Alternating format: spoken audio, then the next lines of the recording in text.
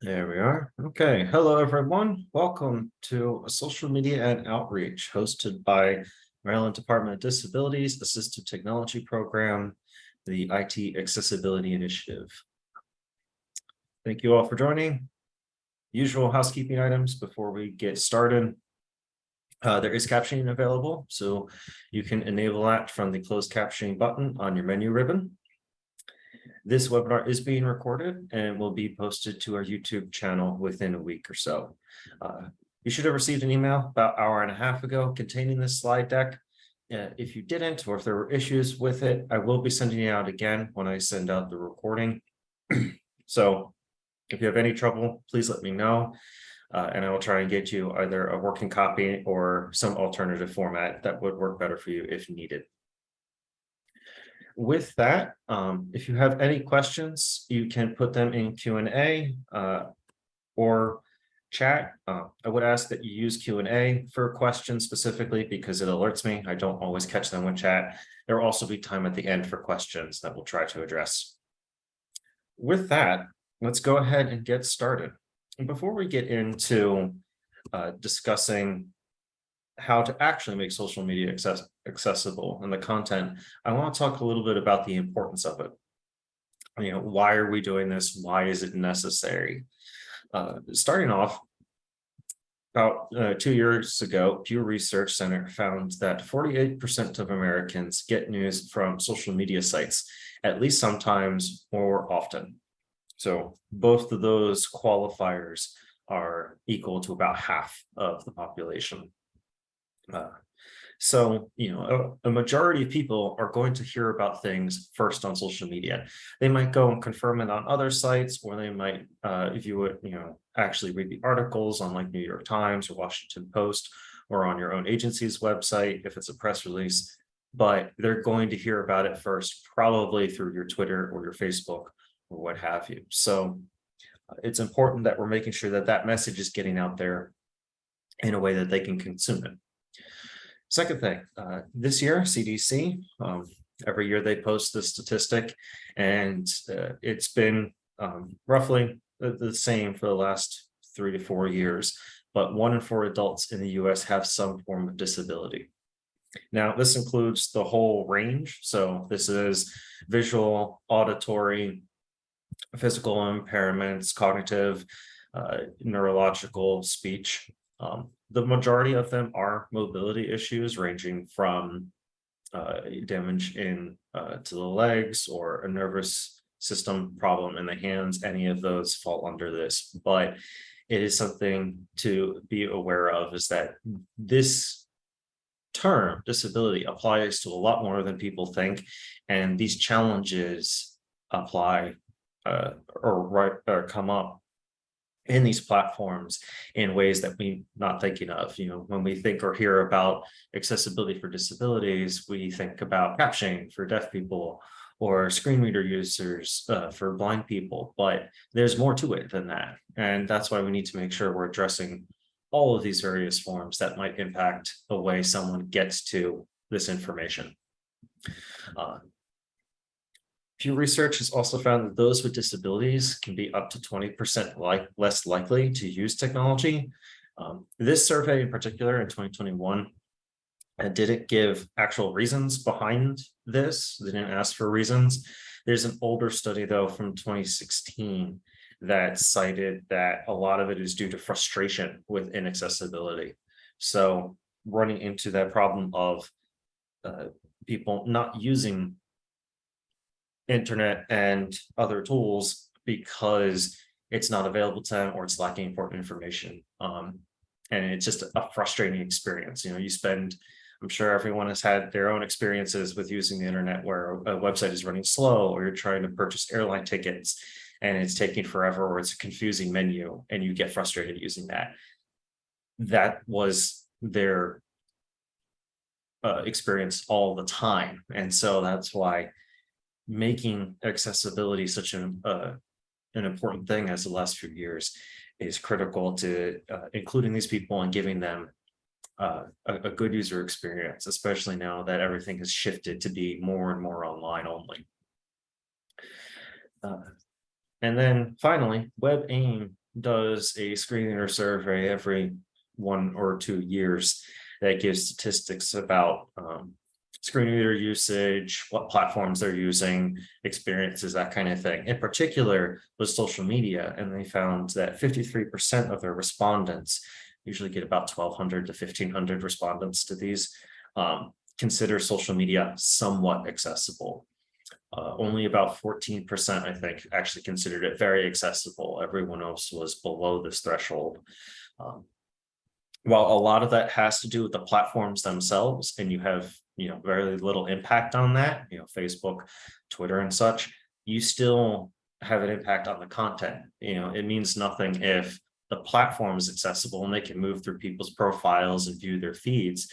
But if they're trying to read the content and all it tells them is that it's an unlabeled graphic, then there's no point in them being on that Twitter feed. So that's why you need to, take care of the parts that you're responsible for, and then try and keep on the platforms and keep up to date on what they're doing to make the whole experience accessible. So everyone has a role to play in this. And that's kind of what we're trying to talk about today. So challenges of inaccessible media. First off, that is the most important thing, is the sharing of information. So it's especially important because oftentimes if something isn't labeled correctly, or there's no captions on a video that's posted, that means whoever's trying to view that video is lacking important information. This is especially in regards to time sensitive announcements. If you think about times when an emergency alert comes out for like an outage, or an event that's happening downtown, impromptu gathering or something, if that message is not sent out in an accessible manner, these people are going to lack information about where it's happening, or if they're in the affected areas, that kind of thing. Like if you think about the recent smoke pollution in the air from the wildfires, and finding out what areas are affected. If that's done on a map on screen, but the alt text of the map doesn't tell us like Baltimore County, Howard County are affected, then someone who's using a screen reader doesn't know if they're in the affected area or not, and whether they need to stay indoors or wear a mask or what have you. So that's why it's really important that we provide this information in other formats as well. It also can lead to confusing context or misinterpretation. A lot of times this comes up when either there's extra links involved or hashtags, or if information isn't provided, again, in an accessible manner, and now you're leaving it up to the user to interpret it correctly. And if there's no context for something, like you just post a link, but then there's like an image with the link, and the image doesn't give us any description of where the link goes, you're forcing the user to make a judgment call there. While, by and large, most individuals we can trust to at least be able to put things together, or hopefully, practice good behavior and, look into where links are going and be suspicious and such. But we want to make sure, again, that this is a good user experience, that we provide clarity on where they're going, what they're doing with this information, and how things are linked together. As we mentioned, with the those with disabilities using technology, that frustrating experience of trying to get to information or encountering issues in reading it and not being able to click links, or not understanding what's going on, or missing information in that image, that leads to avoidance. A lot of us, even those without disabilities, you try out something a couple times and you're like, I don't want to deal with this, I'm going to go somewhere else. Go to another airline, or go to another shopping service or whatever, and you don't never go back to that. And that avoidance means that now it's even harder for you to get your message out to these people, especially if you're working for a department or agency that is providing services to these areas, like MTA, mobility, making, if that service is mostly for those with disabilities. So if that service isn't striving to make sure that their experience and information going out is accessible, now it's harder for them to get their message to the people who are going to be most impacted by it. And then finally, lack of social involvement, where this avoidance and lacking of information means that we're not including these people who are part of our community, and it that can fall under either ADA discrimination, or in some cases, it's just now these groups are becoming more insular, and it's harder for the whole community to come together and make things happen, or just be involved and be a part of the whole experience of being in Maryland. So that's why it's important for us to make sure that we're making these efforts to make our messages accessible so that everyone is participating. Thankfully, it is pretty easy to do most of this. So I'm going to start with some general considerations that you should keep in mind as you're making posts, or if you're putting together information for a social media campaign or ad campaign. All these things are just general things that you should think about as you're drafting your post. We'll go into more detail afterwards, but this is kind of your short checklist to work off of. So first off is provide descriptions for images and other non-text content. So that's alt text for images, that's captioning, that's transcripts, that's things like infographics, having a breakdown for them. Whoever is drafting the post or has provided that image or non-text content really should be the one providing the alt text, because they're going to have the best idea of what it's supposed to say. And we'll talk about that shortly more. Second, you want to use descriptors for link types. So either at the start of the post or right before the link, you want to put in brackets something like video or picture or blog post, something like that, to tell users this link is going to take you to this kind of content. Be prepared.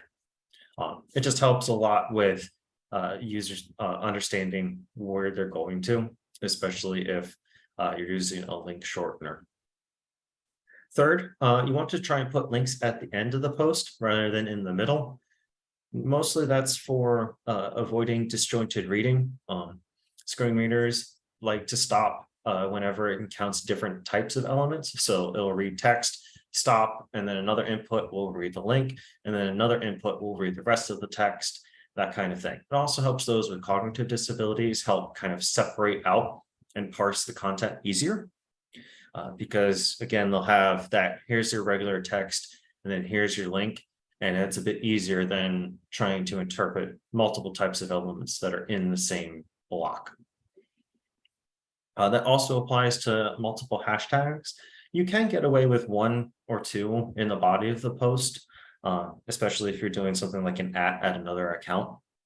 But any more than that, and you want to put them at the end, because again, we're trying to avoid causing that disjointed reading experience, especially for those who have some form of print disability that interferes with their reading. That can be things like dyslexia, to ADHD, to screen reader usage, to even something like color blindness. So basically, all of your extra links and hashtags to connect your post to other types of posts, you can gather them all up at the end. Regarding hashtags, you also want to use camel case for them. So capitalizing the first letter of each word. For example, accessible social media on screen has A, S, and M capitalized. This helps both with just cognition, understanding it by reading it. It's a lot easier to look at that and form 3 words than it is when they're all lowercase. It also helps with screen reader pronunciation, because it will read that as 3 words rather than try and jumble it into a single word. It also can help with things like a voice control software, where if you tell the computer, highlight accessible social media or click accessible social media link, a voice control will look for accessible social media, and if it's all lowercase, it might not be able to pick it out. So we have a question. When you use a descriptor for link types, would you write the copy like this? This new resource is available. Learn more, link.com. Bracket website. Actually, I would move the bracket before link. So something more like this new resource is available. Learn more bracket website link.com. Or you could have it right at the start of the post, bracket website, and then this new resource is available. Either of those two are effective methods for using the brackets. We'll talk a bit more about links and clarity with those later, but as long as it's before it, because if it's after, they're not going to encounter it before or encounter it until they've already looked at the link. So that's why we want to make sure we're providing that ahead of time.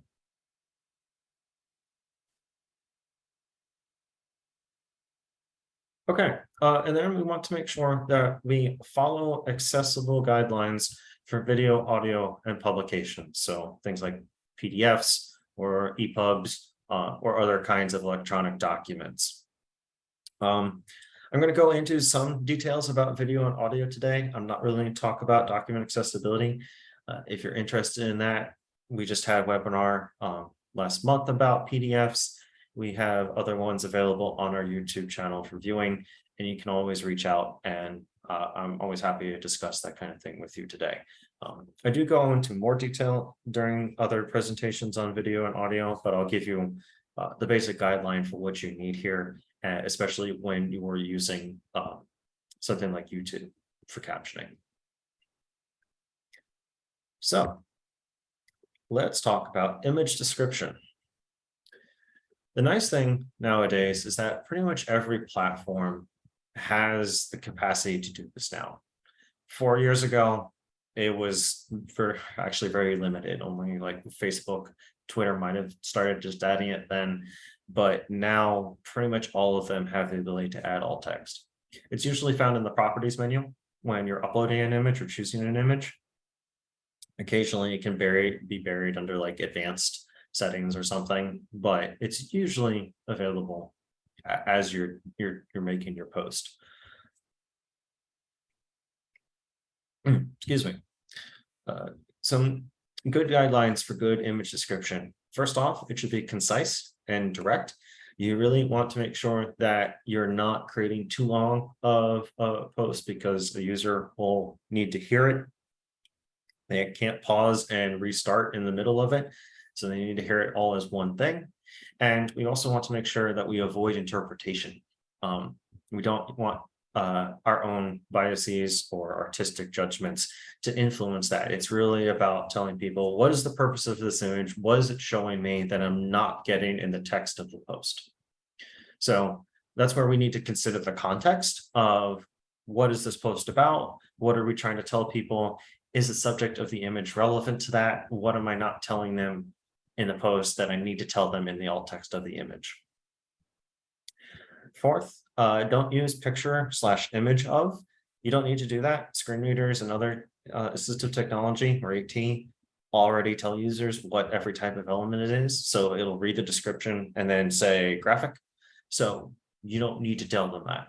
You're just being redundant at that point. So don't use image or link or picture of, just tell them what is this thing.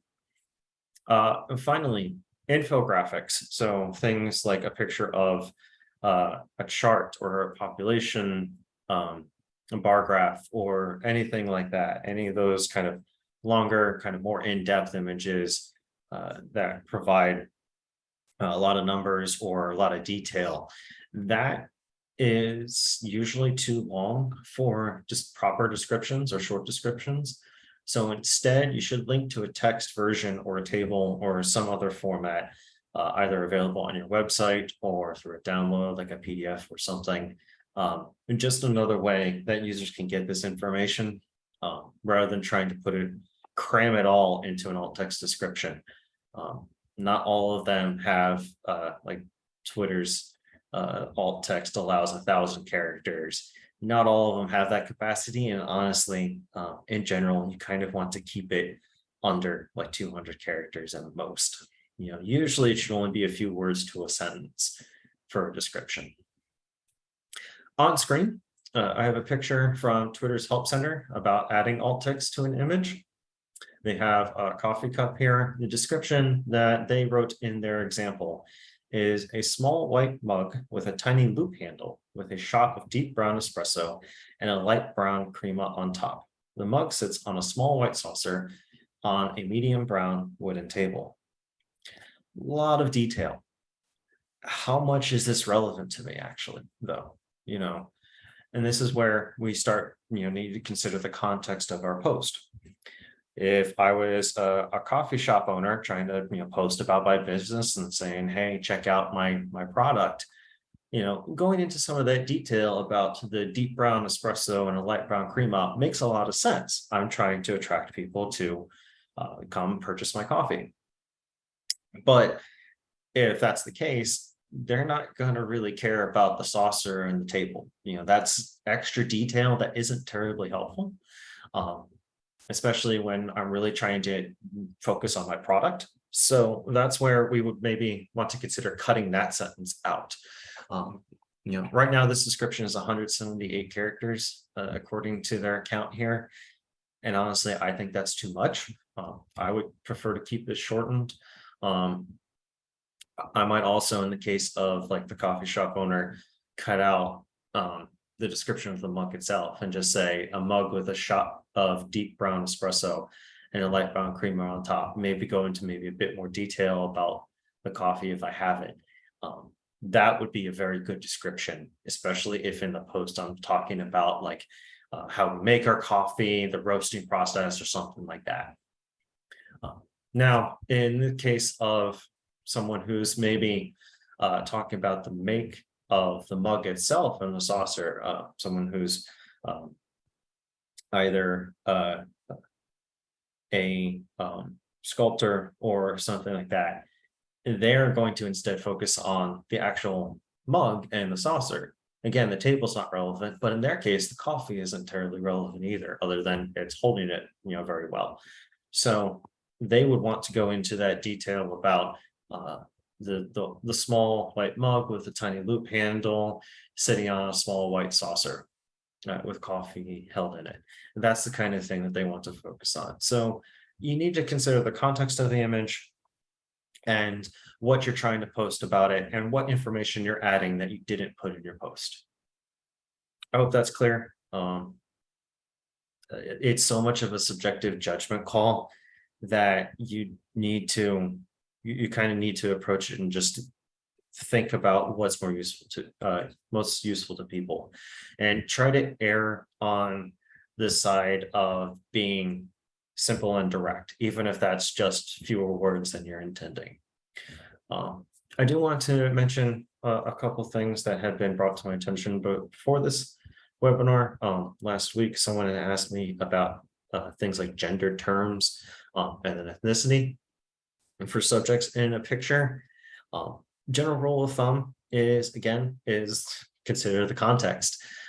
If it's relevant to your post, like you're posting about an initiative for Hispanics in your county district, then yeah, obviously it's relevant to your post and you should include that. If you're talking about like a women's support group or something, then again, it's important to the context. If it's not, and it's more about the action the person is taking, like someone is crossing the finish line in the Baltimore Running Festival, then in that case, no, it doesn't matter as much, unless you're specifically naming the person in your post, in which case you want to use their name in the alt text, because you're making it about that person in particular, not just a general individual or a generalized person.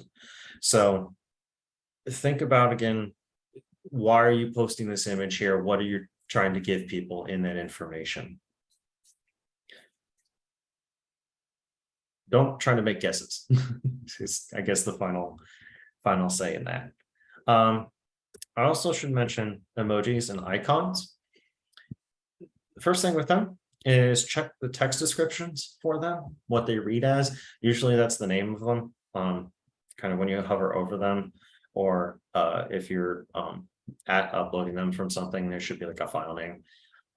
they might not match your intention. Like you intend to use it this way or tell people this, or you'll see it and you'll think, oh yeah, it's someone laughing or crying. But the text description might be different than what you're thinking of.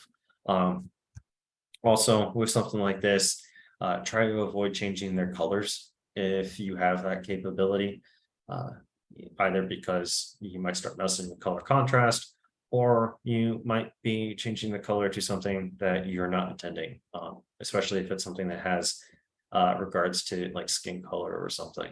And just again, try to match the description to your intention and the relevance, if it's relevant to the content of your post. Um, it's really important to not overuse them. It does interrupt the message. Again, if you've seen any of those memes where it's a word, then a clap, then a word, then a clap, then a word, then a clap, that reads like with 7, 8 inputs as you're going through the message, because every time screen reader is going to try and start and stop because it's encountering a different type of element. It's really annoying. So keep that in mind. Is again, try to group them together at the end, kind of like hashtags and links. You can put a few like either at the start or like one in the middle or something. Just don't overuse them, because you're creating more inputs for a user to have to scroll through just to get the content of your message. I do have on screen a smiley face that I pulled from Wikipedia, just as an example here. This one's easy because it's just a smiley. So, kind of hard to use that with a different intent, but that's the kind of thing where we're just making sure that we only have one on screen and that it matches our intended usage. Okay, link descriptions. Give me just a moment. All right, thank you. There's two ways to approach link descriptions. So first off is trying to use a shortened URL, something like bit.ly that you can use. A, because obviously it cuts down on the number of characters. B, it does afford us some additional opportunities. Usually we can use context to describe the purpose. So like we were talking about earlier, having that bracketed descriptor that tells us what this link is, but then also obviously telling us like, learn more about this resource here, and then the link. You want to make sure that right before the link, you're telling people this link is going here. It will open this. That's important, especially in this day and age where, spoofed links or malicious links are commonly found across social media. So people by and large should be making sure that they're double checking on what they're clicking. So we want to make sure that we are giving them clarity as to what's going to happen when they click that link. If possible, try to give clues in the URL. So bit.ly offers this customization where you can add or control the end of the URL. That's really helpful because things like screen readers will, if they don't have something else to read, they'll either try to read the link text or they'll read the end of the URL. So if we can customize that, so the example I have on screen, which is not functioning because I wasn't willing to pay for it, had the bit.ly/ITAI webinar playlist. That way, a screen reader, when it found that link, would read ITAI webinar playlist. Really useful because now we've kind of tricked it into giving people a description of where the link is going without having to add additional content to do so. That leads into the second way of handling link descriptions, which arguably is better because it's descriptive text, where the link text on its own tells us where it's going. This is considered the AAA standard. So, this is the best way to handle it technically. But in cases where you can't, or you need to use like have a really long link and you need to use a shortener, it's still fine to use the shortened URL. Just make sure that you're providing context for clarity. But descriptive text looks like this. Join us at our social media webinar on Wednesday, 6/21. Social media webinar is in this case, black text underlined. So we know that it's the link because it looks different than the rest of our text. The screen reader will also find it and say, hey, this is the link. So it will rejoin us at our, and then social media webinar link. And then on Wednesday, 6/21. Try to avoid using just click here or use this link. The reason for that is because if a user is just scrolling through links or is just trying to find a link or is like starting at the beginning of your post and then jumps past text or something, they're only going to hit here, click here or link. Now, obviously, if they went back and read the whole thing in context, they would get the clarity. But it just, again, is making it just a little bit easier for users if they can just find out this link is to social media webinar. Done. I know what this does. Great. The second reason is touch targeting. So on your mobile phone, I'm sure everyone's had this experience. I know I've had it several times where it's just link. It's, 4 letters to which are like single vertical lines, and you're trying to press that link, and then you like have to do the zoom in thing to try and press it. And, it's kind of frustrating because you keep missing. And that's where having more than one word, especially if you can make it a whole phrase, really helps because it's a lot easier, especially for those who might have something like Parkinson's where their hands are shaking, or someone who's using like the physical assistant menu on the device and is using that or some other tool in order to press links. Again, it's a lot easier to hit a link that is multiple words than just one. Okay, any questions about links or alt text before I move on to video and audio? Because video and audio is going to be most of the rest of our time here. Give it just a few seconds.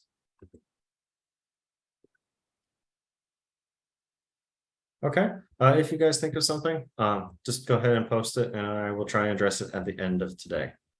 So, moving on to video and audio accessibility. I'm going to mostly talk about synchronized media because video only content and audio content kind of by and large follow the same idea. It's just usually you have to provide the description in a text format alongside of it, something like a transcript or a description write-up, because you're not going to have the opposite version to provide it together. But by and large, most content nowadays you see in terms of video or audio online is synchronous, where you have a video and an audio track. So that's why I'm going to focus on this. So it has to have 3 things. First off, accurate captioning. Most platforms have this capability now. So again, shouldn't have an issue. We'll talk about what's needed for captioning shortly, but you need to make sure that you have captioning on and it's been fixed up and cleaned. Second thing is sufficient audio description. This can get a little hazy because unlike audio description for theater and film, if you're doing voiceover, you're likely not going to have time to describe things on a separate track. And we'll talk about that more as well. And then finally, a compliant player that has properly labeled controls. So making sure that people understand this is the play button, they have the ability to turn on closed captioning or audio description if possible. They can control the volume and it tells the user that's what all these buttons do. Very important. For an example, and I am going to move over to my browser quick because it's a bit easier to show this on here. And of course it deloaded, so now we have to watch an ad. So I'm going to mute this quick while the ad plays.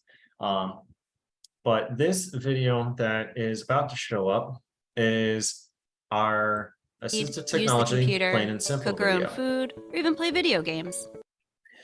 So a couple things I want to point out from our example here and the efforts that we have made to make this as accessible as possible is we have captioning, obviously, that is posted here. It's in settings, sorry. There is the English one, which is the one I went in and edited and put in. And there is a second that's auto-generated, which is what YouTube initially created when we uploaded the video. The second thing is the audio description, where on screen we have different icons for or different little drawings that are animated for reading a book. There's one of a computer with the screen turning on and off. There is a pot boiling, looks like tomato sauce. And the heat wave lines above it are moving back and forth, and the burner's turning on and off. And then there's like a stylized console controller that has some lines coming in and out of it, kind of showing that it's making noise and lighting up. And that matches up to the voiceover saying we all like to do things like read, use the computer, cook our own food, or even play video games. So by doing that, we've kind of matched what we're saying to what's happening on screen. So I don't need to put in extra audio to, or put on a separate track where you need this and then listen to the other one for the description of it or anything like that. So by doing all of this, we're able to provide people with sufficient audio description that tells them all of the major details, everything they need to know from this video without necessarily having to see it on screen.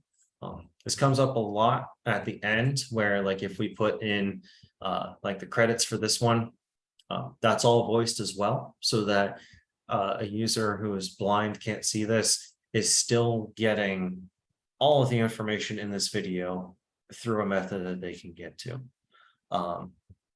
If there was contact information at the end of this video, that would be also vocalized. And that's kind of the idea here, is that everything this video has is available either through captioning, through the content on screen, or through audio. Now, captioning. I'm going to jump back to this. First off, we want to make sure that we use proper grammar and syntax for the language that we're captioning in. It's really important because if you think about like the grammar rules, if you've ever seen those online, where it's like, let's eat, comma, grandma, versus let's eat, grandma, it's a very different connotation. So that's why having that proper grammar and syntax in the captions makes sure that a user is going to interpret it exactly how you're meaning to say it.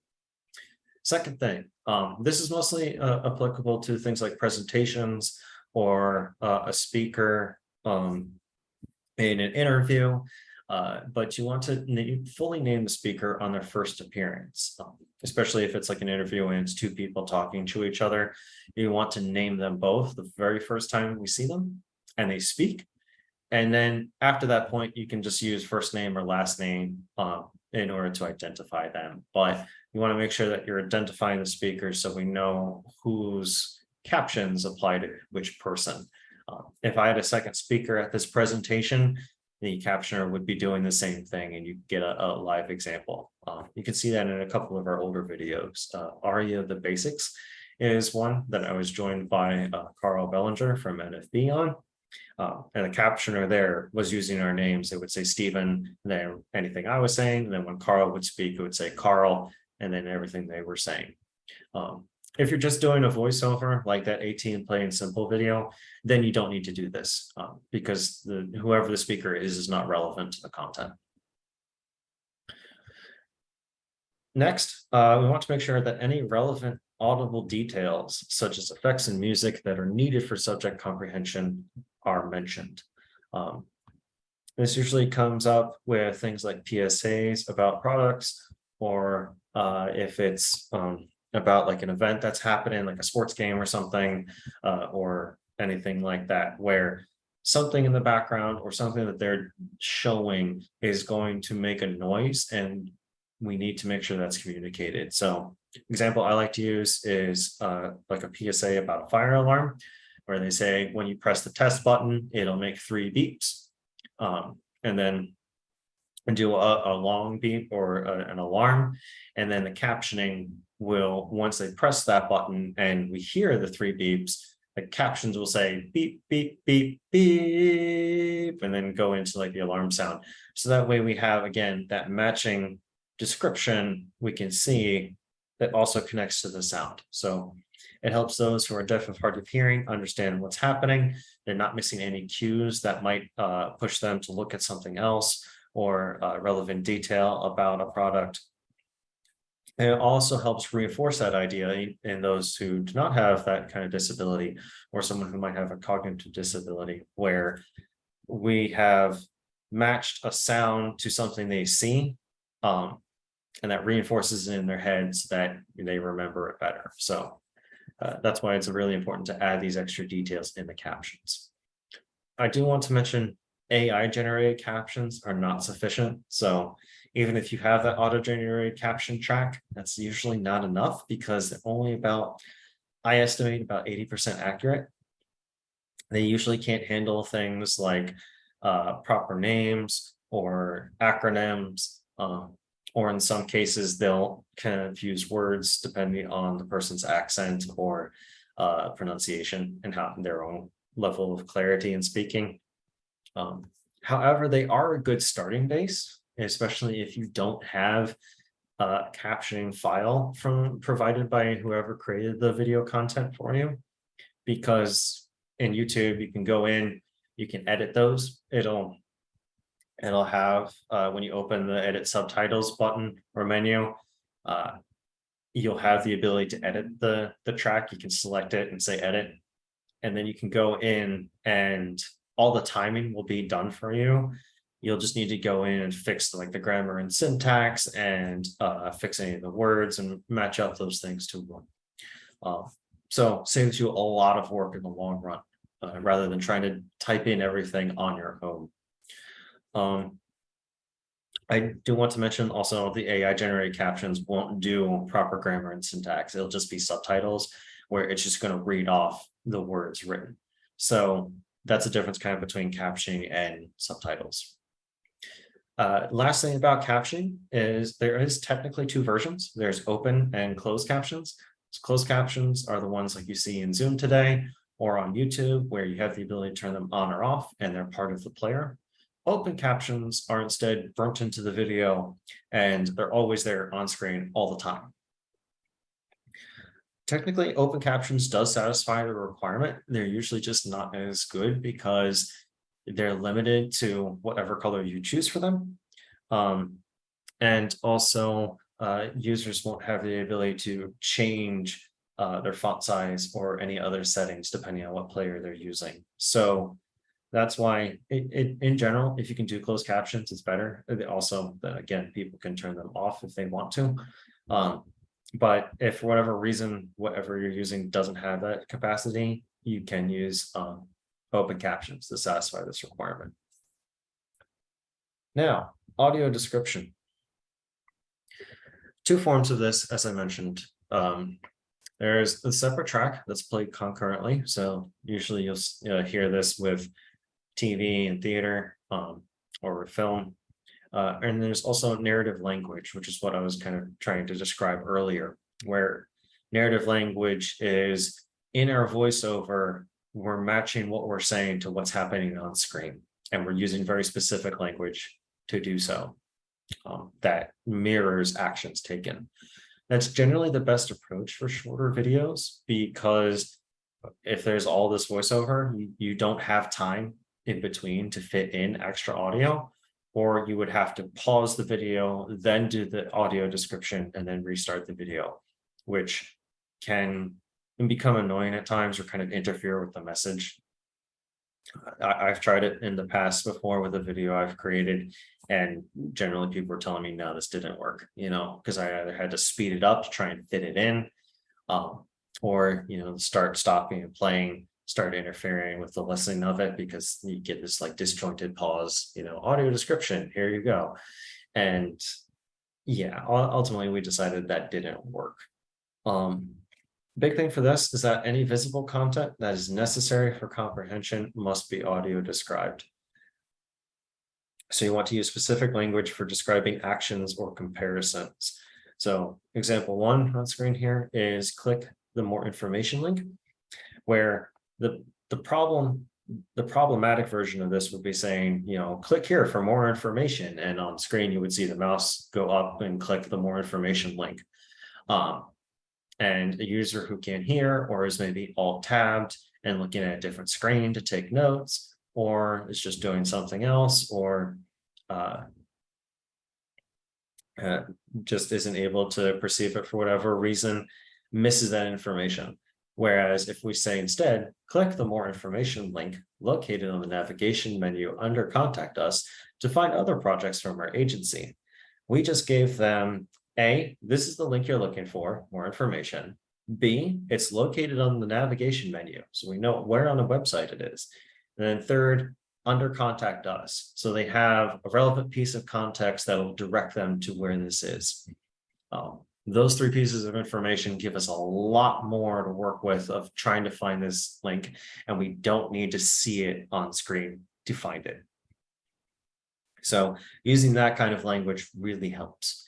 Another important thing to do with this is like comparisons of statistics and such, or even any kind of text on screen, where example 2, we say in 2020, 300 constituents were served. That number rose to 645 in 2021. On screen is a chart showing increase in constituents and phone calls over time. This is especially important with those things because if we see people write something like, see the difference between these two, and visually you'll see 300 and 645, you'll see that big jump, or they'll say, oh, there was a 21% increase. Well, 21% increase in what? Or, what is the difference, the level of difference? Is it a really close difference? Is it a really large difference? That's the kind of thing that we need to make sure all of that is communicated to users. So specifically stating, here is this number, here is this number, here's the difference between the two. That's really helpful. You kind of notice this today as I'm describing, whenever I have like an image on screen or something, I'm making sure that I'm, reading it and saying, this is what's in this image, this is what this video is showing. That's the kind of thing you need to do with this. So anything on screen that is supposed to give clarity and add information to users needs to be voiced. Now, the video player itself. So video players are tricky. YouTube's prevalence means it's basically unavoidable. It's the largest platform for this kind of content. They have made significant improvements in accessibility over the last 5 years. One of their big issues still is that they don't provide the ability for an audio description track. So if you're doing this, if you're using YouTube, you have to use narrative language in order to satisfy the requirement. One possible way of handling this is to have a different version hosted on your website. That's if you need audio description for whatever reason, you just can't fit it into the voiceover, or having a descriptive write-up that's linked in the description below the video. But in general, YouTube has been improving. So compliance it's hard to nail down. If you're going by the strict law and letter of Section 508 or Maryland's non-visual access clause, it is missing this one requirement, audio description. However, when you're putting content on there, you can kind of satisfy it if you do the narrative language thing. But ultimately, anything like Vimeo or Twitter or Facebook, they kind of all have the same problem. So we're kind of stuck. One thing you should consider, though, is if you're hosting this content on your own website, for whatever reason, you should try and look into other players that are fully compliant. One example, and that is an open source project, is the Able player that is programmed in HTML5. Excuse me a second.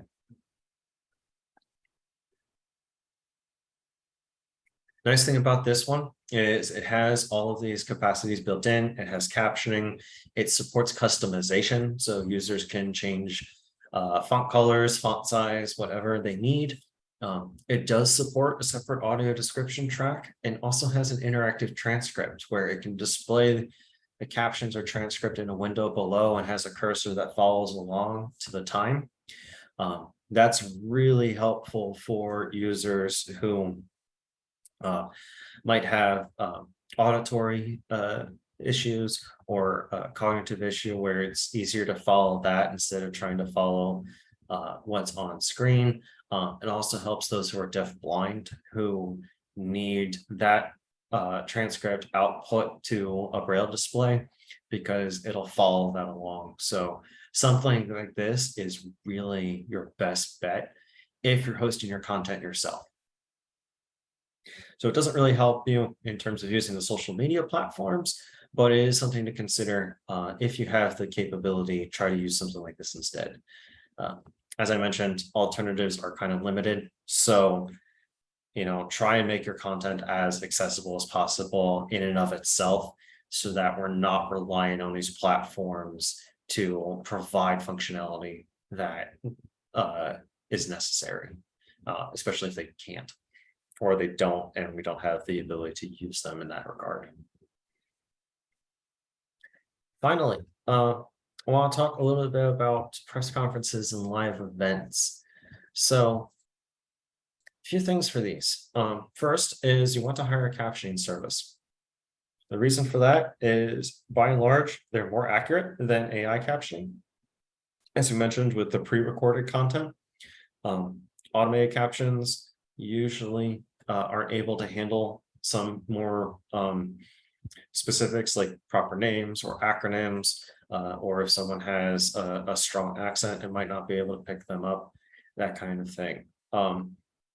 Also, I don't recommend trying to do it yourself. Captioners, they use usually have special software, a special keyboard for doing this. They're also, and one has told me this, usually they're typing upwards of 200 words per minute, usually more in like the 220 to 250 range.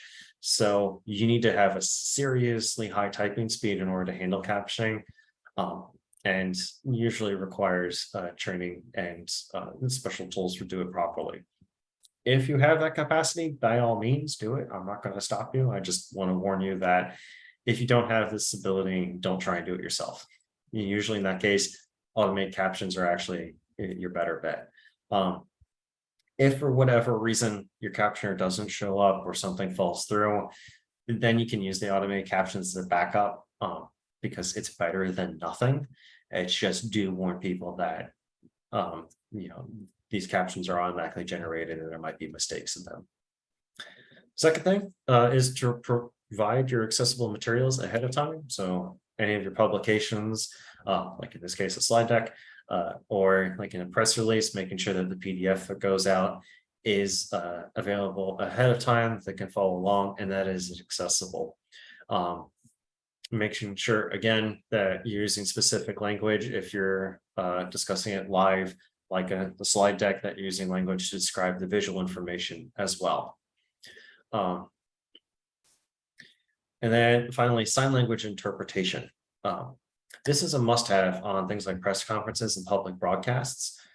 If you've seen like the governor or other individuals doing press releases, that they'll have the interpreter standing next to them signing. Really important because that plus captioning offers those who are deaf and hard of hearing the best service and the best ability to get the information that is being presented. You should also try to offer it for any webinars you do. Like in this case, our registration asks if you need interpretation, mark it off in there or send us an email and we'll try to schedule that for you. One of our previous webinars that I did, we had a request for the what is digital accessibility back in March. So we have an ASL interpretation for that. That video is in this slide deck or it's linked. You can also go back and view it in our YouTube feed, and you can kind of see how ASL interpretation is handled, where the person or the interpreter is pinned and spotlighted. Depending on what program you're using, Zoom offers the ability to spotlight, where you can make sure that everyone has that person focused. Pinning is more like an individual user basis, but other ones, like I think Teams, you can pin for everyone. So things like that, just making sure that the interpreter's feed is available at all times. If for whatever reason the interpreter is in the same room as you, like in the case of a press conference or a press release, camera view should be split evenly between the two of you, the presenter and the interpreter, so that there's equal showing and that there's a sufficient space for the sign language to be shown, so that hands aren't like off screen or be vulnerable to being lost. Question: is that a free service for state agencies and commissions? Sadly, no, it's not. There is, you can talk to the governor's office of deaf and hard of hearing for answers about what services are available. Any or some of the captioning services or other kind of services like that, like AI Media Today, also offer ASL interpretation. You can book. 3Play Media has that available as well, but unfortunately, there isn't a free service for that in the state, as far as I know. If you do find one, please tell me. I would love to know about it. But I believe even the deaf and hard of hearing members of our department are using a paid service for that. Interpretation is a very specialized skill, because trying to both talk and do that simultaneously, because not only are they interpreting to the deaf and hard of hearing person, but in the case of like a meeting or something, they're communicating back to those who are speaking in the event that they do not know sign language. So that kind of skill requires a lot of training, and that's why it almost always is going to be a paid service, because these people have put in a lot of effort in order to be certified for this thing. So it's not something that is just a casual skill. The same as captioning, really. Last thing about that is that if you're doing like a town hall or public meetings or something, that's also another place where you should have an ASL interpreter available. And give time for that person to interpret and ask questions, making sure that you're paying them attention, so that in the event that these people want to ask questions, that the interpreter can get your attention and provide time for that capacity. Like just again, making sure that there's that social involvement, that community, and that we're not ignoring the needs of our constituents. All right. So I have some resources listed in the slide deck that should be available to you all. W3C, which is the World Wide Web Consortium, they're the ones who create the Web Content Accessibility Guidelines, kind of the industry standard for accessibility across the digital realm. They have a design guide available for writing content, also social media, video and audio, captioning, that kind of thing. There's a free captioning tool available from the National Center for Accessible Media at WGBH. It's called Cadet. I've used it. It does take a little bit of setup time, because it's an in-browser based thing. But once you have it set up, it's pretty easy to use, very useful. Can generate any kind of captioning file you need. SRTs are probably the most common, because every platform will take an SRT. VTT is probably your second most common. Most of them will take it. I don't think Twitter does, but everyone else will take an SRT. Those are timed files, so that they have a time code in them that tells the program display this at this time in the video. That's why captioning files look a bit different than just text files and transcripts. So keep that in mind. They are different things.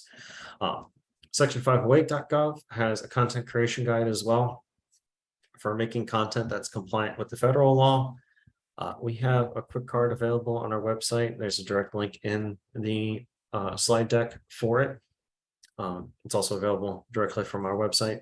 And then another thing I would like to point people to is the audio description project available from the American Council of the Blind, ACB.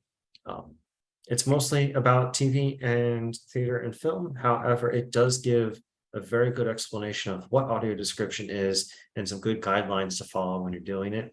And they also give some explanation more about narrative language and its usage. So really good resource for finding out more about what exactly do I need to do in order to describe something.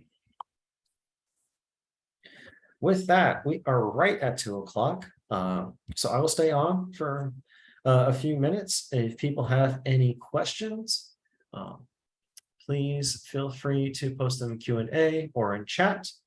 Uh, and thank you all. So I really appreciate you attending, and I hope you got something out of today. If you have any questions about um, more generalized accessibility things or questions about like content messaging and such, feel free to contact me about that as well. I don't really talk about plain language during these, even though it is a requirement, because I, for the most part, people already hear about plain language in general for just any kind of, public relations. So it's not something I bring up, but if you ever need to think about that or discuss that as well, I'm happy to. Thank you all for attending. Thank you. I'm glad you thought it was informative. Great.